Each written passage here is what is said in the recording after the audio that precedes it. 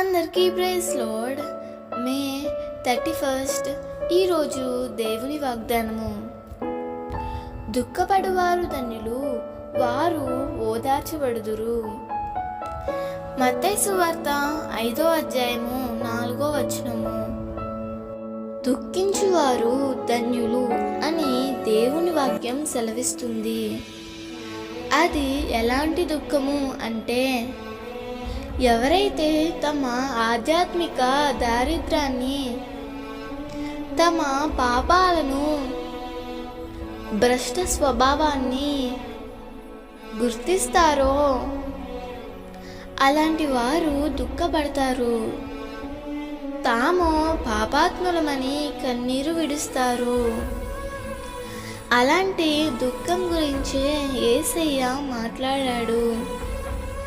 ఇహలోక దుఃఖం గురించి ఆయన చెప్పలేదు. అంటే తాము కోరినది దొరకనందువలన వారికి కలిగే స్వార్థపూరితమైన దుఃఖము గురించి కాదు. దేవుని వాక్యం ఇలా సెలవిస్తుంది: దైవ చిత్తానుసారమైన దుఃఖము రక్షణార్థమైన మారు మనసును కలుగజేయును. శరీరానుసారమైన దుఃఖము మరణమును కలుగజేయును. ప్రియమిత్రమా, నీవు దేని కొరకు దుఃఖిస్తున్నావు? నీ దుఃఖము వలన నీవు ధన్యునిగా ఉండగలవా? దైవ చిత్తానుసారమైన దుఃఖము నీలో ఉన్నట్లయితే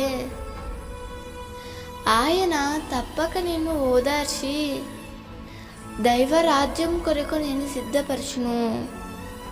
అట్టి భాగ్యము ప్రభువు నీకును నీ కుటుంబానికి దయచేయునుగాక. ఆమేన్.